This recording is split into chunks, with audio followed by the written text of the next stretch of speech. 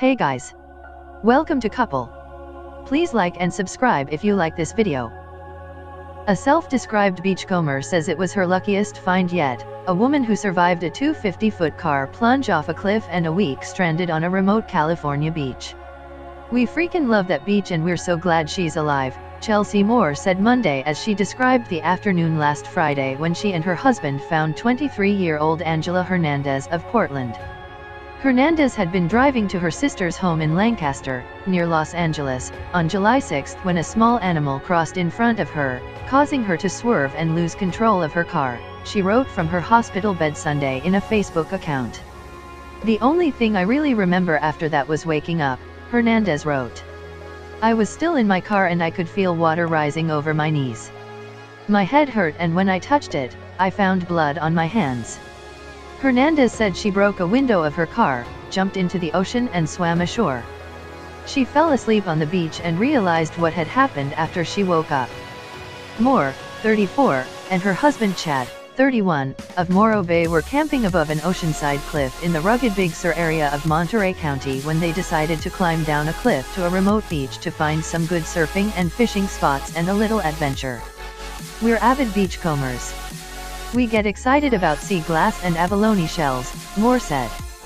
Instead, they came on a car bumper and a short time later spotted a rusty and wrecked Jeep. Nobody was in it. The couple took the license plate to show authorities. They also saw items scattered around that they also collected, among them, a poster for the Rock and Roll Hall of Fame in Ohio, Moore said. "In my head, I thought that maybe someone had died and we would give these items to the next of kin," she said. "We both agreed that there weren't survivors. But just in case, they walked further along the beach. After another quarter mile, the Moores heard a cry for help, and then another. Then they saw Hernandez. She was really happy and she wasn't sure we were real," Moore said.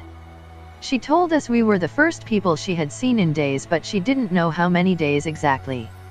We told her we were going to help her and get her off that beach." Hernandez had 2 black eyes and burst blood vessels in her eyes. Her clothes were in tatters. Her socks were in scraps and she was shoeless, Moore said.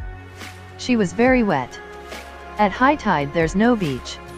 She said sometimes she'd been sleeping and she'd wake up at night with waves smacking her. I found a high spot I was able to climb up to and found myself there almost every day," Hernandez wrote. "I could see cars driving across the cliff and felt like if I could yell just loud enough, that one could hear or see me. That's all it would take to make it back to my family. Just one person noticing me." By the 3rd day, she made her way back to her wrecked car, found a 10-inch radiator hose and eventually used it and her hands to collect water.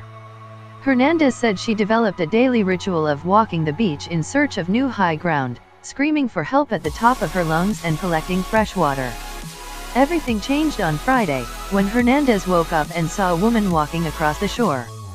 "I thought it was a dream," Hernandez wrote.